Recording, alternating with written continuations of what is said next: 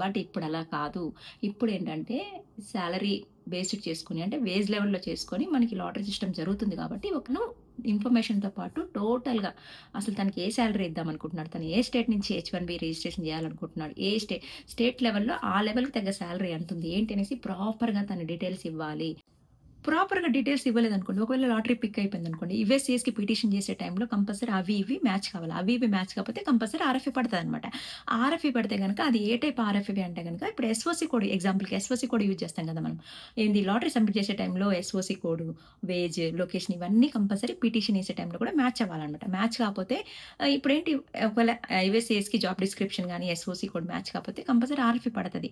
ఎందుకంటే ఈ SoC code అనేది అసలు హెచ్-1బీ అప్లై చేసేటప్పుడు ఏ టైప్ ఆఫ్ జాబ్ అప్లై చేస్తున్నాము. లైక్ సాఫ్ట్‌వేర్ డెవలపర్‌కి ఒక ఎస్ఓసీ కోడ్ ఉంటది. మేనేజ్మెంట్ అనలిస్ట్‌కి, ఐటీ అనలిస్ట్‌కి అట్లా డిఫరెంట్ టైప్ కోడ్స్ ఉంటాయన్నమాట.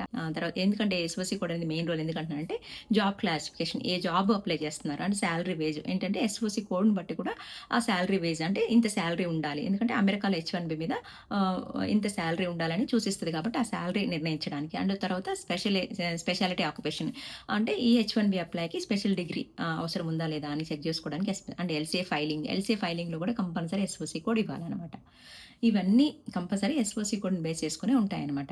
ఒకవేళ హెచ్-1బీలో రాంగ్ ఎస్ఓసీ కోడ్ ఇస్తే గనక ఫస్ట్ థింగ్ వచ్చేసి ఆర్ఎఫ్ఈ పడే అవకాశం ఉంది. ఎందుకంటే రిక్వెస్ట్ ఫర్ ఎవిడెన్స్ అనమాట.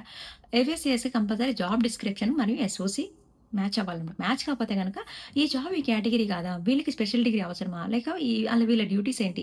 అని చెప్పి మళ్ళీ మళ్ళీ క్వెరీస్ అడతా ఉంటే మనం ప్రూవ్ చేసుకుంటా ఉండాలి. సెకండ్ థింగ్ వచ్చేసి హెచ్-1బీ పిటిషను ప్రాబ్లమ్ అవుతుందనమాట. ఏంటంటే గనక యూఎస్‌సిఎస్ వాళ్ళు కంపల్సరీ ఎస్ఓసీ కోడ్ మ్యాచ్ కావాలి. మ్యాచ్ కాని పక్షంలో ఇది స్పెషాలిటీ ఆక్యుపేషన్ కాదు కదా! అని చెప్పేసి వాళ్ళు ఒకవేళ హెచ్-1బీ రిజెక్ట్ చేసే ఛాన్సెస్ కూడా ఉంటాయి. మేబీ అప్రూవ్ కాకపోవచ్చనమాట. థర్డ్ థింగ్ వచ్చేసి సాలరీ వేజ్ అనమాట. కంపల్సరీ ఎస్ఓసీ కోడ్‌ని బేస్ చేసుకొని సాలరీ వేజ్ ఉంటది కాబట్టి మనం ఒకవేళ రాంగ్ ఎస్ఓసీ కోడ్ ఇస్తే గనక సాలరీ తక్కువ చూపిస్తుంది. దాన్ని బట్టి లేబర్ డిపార్ట్‌మెంట్ వాళ్ళు కూడా మనకి ప్రాబ్లమ్ చేస్తారనమాట. ఫోర్త్ వన్ వచ్చేసి హెచ్-1బీ ఎక్స్‌టెన్షన్‌కెళ్ళినప్పుడల్లా గాని, ఒకవేళ ఇప్పుడు మనం బయటపడ్డా కూడా హెచ్-1బీ ఎక్స్‌టెన్షన్‌కెళ్ళినప్పుడల్లా కూడా అండ్ గ్రీన్ కార్డ్ ప్రాసెస్‌కి వీటన్నిటికి కూడా చాలా ప్రాబ్లమ్స్ వస్తాయి. కంపల్సరీ ఎస్ఓసీ కోడ్ అనేది మెయిన్ రోల్ అనేది ఈ ప్రాసెస్‌కి ఇప్పుడుండే ప్రాసెస్‌కి కంపల్సరీ ఎస్ఓసీ కోడ్ అనేది మెయిన్ రోల్‌గా చూస్తున్నారనమాట.